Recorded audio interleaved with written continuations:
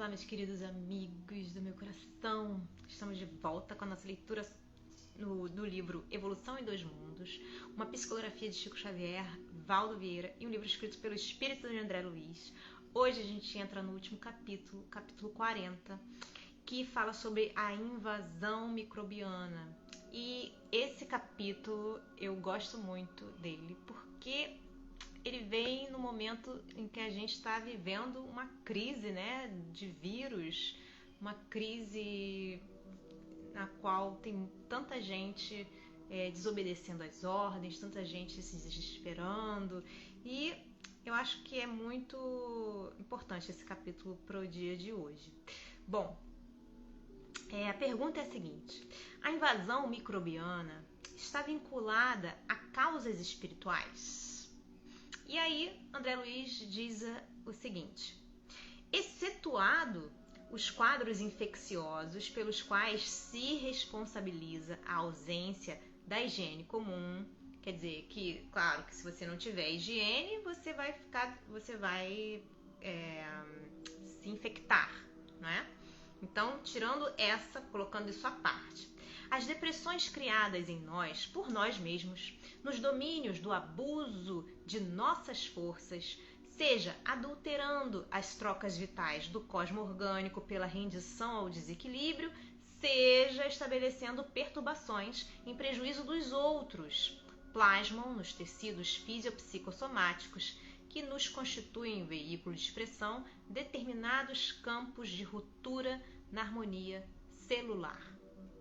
Verificada a disfunção, toda zona atingida pelo desajustamento se torna passível de invasão microbiana, qual praça desguarnecida, porque as sentinelas naturais não dispõem de bases necessárias à ação regeneradora que lhes compete, permanecendo muitas vezes em devedor do ponto lesado, buscando delimitar-lhe a presença ou jugular-lhe a expansão.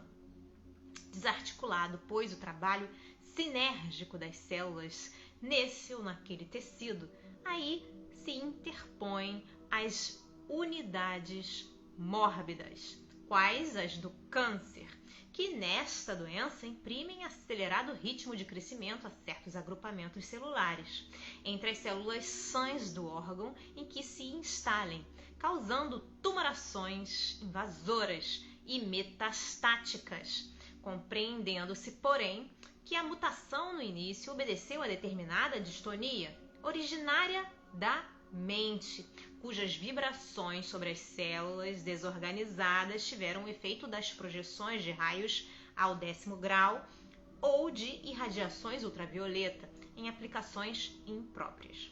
Emerge, então, a moléstia por estado secundário em largos processos de desgaste ou devastação pela desarmonia que compete à usina orgânica a esgotar-se debalde na tarefa ingente da própria reabilitação no plano carnal.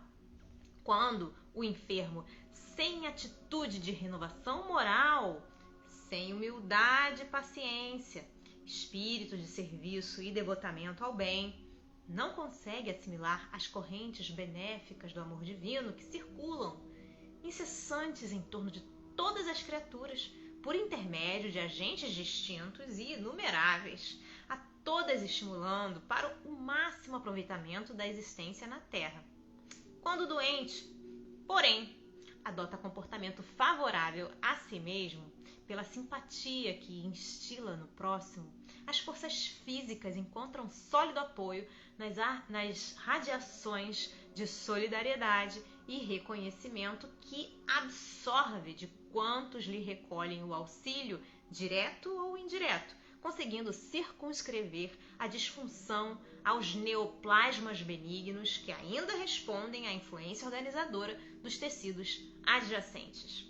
Sob o mesmo princípio de relatividade a funcionar inequívoco entre doença e doente, temos a incursão da tuberculose e da lepra, da brucelose eu pesquisei aqui, é uma doença infectocontagiosa que pode ser adquirida pelo contato com secreções, urina, sangue e restos placentários de animais infectados. E ela é associada a uma bactéria intracelular. Ao longo da história foi denominada de diversas formas, entre as quais febre de Malta, febre do Mediterrâneo, febre de Gibraltar ou doença de Bang. E apesar da patologia ser considerada uma zoonose, não é exclusiva dos animais, pois eles são um vetor de transmissão do bacilo para os humanos. A brucelose consiste na contaminação cruzada pelo bacilo de qualquer espécie de brucela entre animais domésticos e humanos. A contaminação ocorre especialmente em países em vias de desenvolvimento. Alguns dos animais atualmente identificados como vetores de transmissão de brucelose são, por exemplo, o gado bovino, gado caprino, porcos, veados, antílopes, entre outros. Bom, ele fala sobre a brucelose e da amebíase. A amebíase, gente, eu pesquisei aqui, ela é uma infecção parasitária que acomete o intestino. Ela é bastante comum em áreas do mundo onde o saneamento básico é deficiente, permitindo que alimentos e água sejam expostos à contaminação fecal. E aí, peraí, só um instantinho. Só um momentinho. Bom, tá. A amebíase ou disenteria amébica é uma infecção causada por qualquer um dos parasitas ameboides do gênero Entamoeba.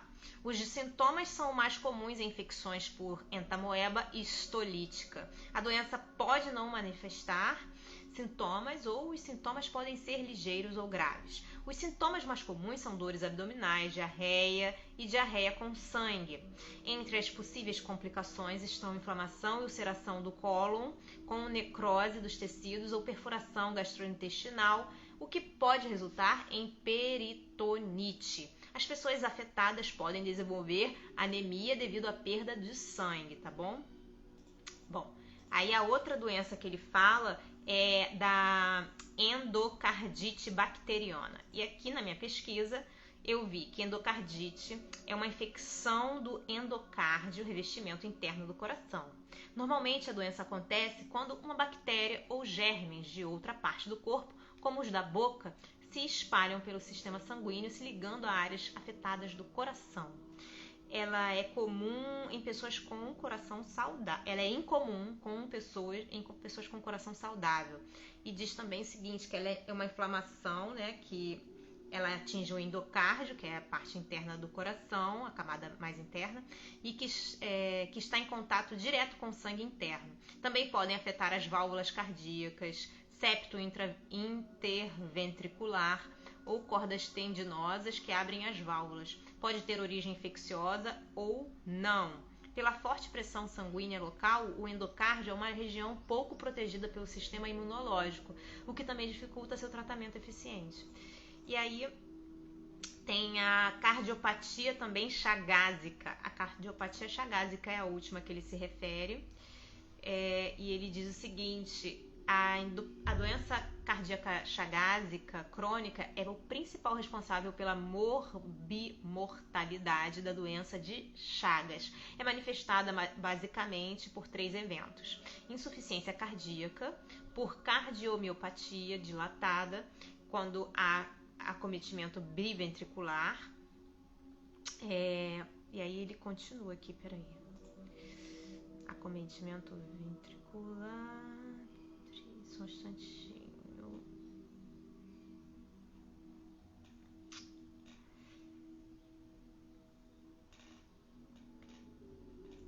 Tá. Antiopatia, inflamação, distúrbios, dano. Tá. Ele o acometimento cardíaco. Sua patogênese completa ainda não foi totalmente elucidada, mas postula-se que durante a fase indeterminada ocorra uma miocardite silenciosa com lenta, progressiva e acumulativa destruição de fibras cardíacas e substituição por tecido fibroso. Raramente a morte súbita por arritmia ventricular nessa fase. São 4 os mecanismos propostos para a evolução do dano cardíaco. E aí tem mecanismos neurogênicos, inflamação parasita dependente, distúrbios microvasculares, dano cardíaco imunomediato. E tem fases, né? Ela tem fase aguda, tem fase latente, fase crônica. Isso daí não interessa muito pra gente, mas é um problema cardíaco em si, né? Bom, continuando. E de muitas outras enfermidades que esse princípio da relatividade causa, sem nos determos na discriminação de todos os processos morbosos, cuja relação nos levaria a longo estudo técnico. É que, geralmente, quase todos eles surgem como fenômenos secundários sobre as zonas de predisposição enfermiça que formamos em nosso próprio corpo, pelo desequilíbrio de nossas forças mentais, a gerarem rupturas ou soluções de continuidade nos pontos de interação entre o corpo espiritual e o veículo físico, pelas quais se insinua o assalto microbiano a que sejamos mais particularmente inclinados pela natureza de nossas contas kármicas. Consolidado ataque pela brecha de nossa vulnerabilidade, aparecem as moléstias sintomáticas ou assintomáticas, estabilizando-se ou irradiando-se, conforme as disposições da própria mente que trabalha ou não para refazer a defensiva orgânica em supremo esforço de reajuste, ou que por automatismo admite ou recusa, segundo a posição em que se encontra no princípio de causa e efeito, a intromissão desse ou daquele fator patogênico destinado a expurgir dela, em forma de sofrimentos, resíduos do mal, correspondentes ao sofrimento por ela implantado na vida ou no corpo dos semelhantes. Não será lícito, porém, esquecer que o bem constante gera o bem constante e que, mantida a nossa movimentação infatigável no bem, todo o mal por nós amontoado se atenua gradativamente, desaparecendo ao impacto das vibrações de auxílio, nascidas a nosso favor, em todos aqueles aos quais dirijamos a mensagem de entendimento e amor puro, sem necessidade expressa de recorrermos ao concurso da enfermidade para eliminar os resquícios de treva que eventualmente se nos incorporem ainda ao fundo mental. Amparo aos outros cria amparo a nós próprios, motivo porque os princípios de Jesus, desterrando de nós animalidade e orgulho, vaidade e cobiça, crueldade e avareza, e exortando-nos à simplicidade, à humildade, à fraternidade sem limites e ao perdão incondicional, estabelecem, quando observados, a imunologia perfeita em nossa vida interior, fortalecendo-nos o poder da mente na autodefensiva contra todos os elementos destruidores e degradantes que nos cercam e articulando-nos as possibilidades imprescindíveis à evolução para Deus. Bom, gente, essa comunicação foi dada em Pedro Leopoldo, dia 29/6/1958. Eu espero que vocês ajude a vocês de alguma forma todas essas comunicações, né? Esse é o meu desejo maior, porque tem me ajudado muito também, então é por isso que eu condivido com vocês. E a gente se vê na próxima. Espero que vocês tenham gostado dessa série. Um grande beijo a todos, Deus abençoe e até a próxima. Tchau, tchau.